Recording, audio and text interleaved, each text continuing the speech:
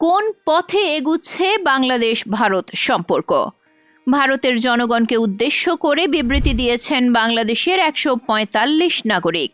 দুদেশের জনগণের সঙ্গে ঐক্য ও সৌহার্দ্যপূর্ণ সম্পর্ক বজায় রাখার আহ্বান জানানো হয়েছে বিবৃতিতে। সাম্প্রদায়িক প্রবণতার বিরুদ্ধে একসাথে কাজ করার অঙ্গীকারও জানান বিশিষ্ট নাগরিকগণ। অন্যদিকে ভারতীয় নাগরিকদের জন্য ভিসা সীমিত করেছে বাংলাদেশ। কলকাতা ডেপুটি হাইকমিশনকে ভারতীয়দের ঢালাওভাবে ভিসা দেওয়ার সিদ্ধান্ত থেকে সরে আসার নির্দেশ দেওয়া হয়েছে। অব্যাহত কূটনৈতিক চাপ, অন্যদিকে বিশিষ্ট নাগরিকদের বিবৃতি।